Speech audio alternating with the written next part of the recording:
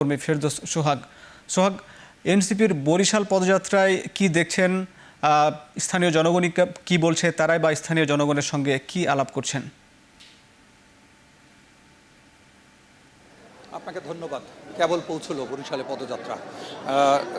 নাহিদ ইসলামের নেতৃত্বে এনসিপির যিনি আহ্বায়ক রয়েছেন, একটা বড় টিম কিন্তু এখানে এসে পৌঁছেছেন। গাড়িবহর থেকে এখনও তারা নামেননি। আমরা একটু দেখাবার চেষ্টা করছি। নাহিদ রয়েছেন যে গাড়িটিতে, সেই গাড়িটির সামনে কিন্তু আমরা রয়েছি। আমরা একটু দেখাবার চেষ্টা করছি। নাহিদ ইসলাম এখানে রয়েছেন, তিনি কথা বলছেন, কিন্তু এখানকার যারা রয়েছেন তাদের সঙ্গে তাদের সাথে কুশল বিনিময় করা হচ্ছে।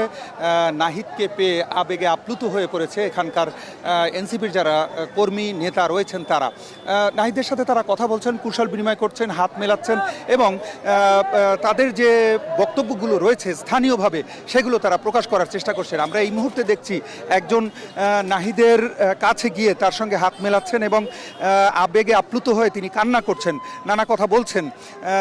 নাহিদ কিন্তু তার কথা মনোযোগ সহকারে শুনছেন এবং পথে পথে কিন্তু এরকম ঘটনা ঘটেছে আরও বহু।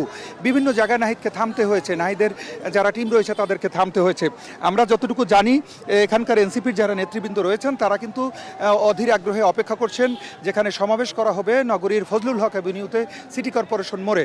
সেখানে কিন্তু সমাবেশ চত্বর রয়েছে। আমরা যে জায়গাটিতে এখন রয়েছি নগরীর নগরীর সদর হাসপাতাল রোড এলাকায়, সেখানে কিন্তু তিনি পৌঁছাবার মাত্র তার সঙ্গে দেখা করার জন্য, এক নজর কথা বলার জন্য, দেখা করার জন্য এবং কথা বলার জন্য তারা উপস্থিত হয়েছেন।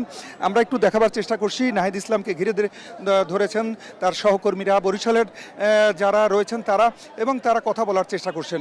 একটু জানিয়ে রাখি, এইখান থেকে পদযাত্রা সহকারে নাহিদ ইসলাম তার টিম নিয়ে যাবেন কিন্তু নগরীর ফজলুল হক এভিনিউতে, এবং সেখানেই চলবে নানান আয়োজন এবং সমাবেশ। এতটুকুই ছিল বরিশাল থেকে।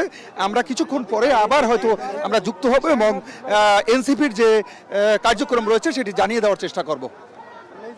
ধন্যবাদ। বরিশাল থেকে জুলাই পদযাত্রার খবরাখবর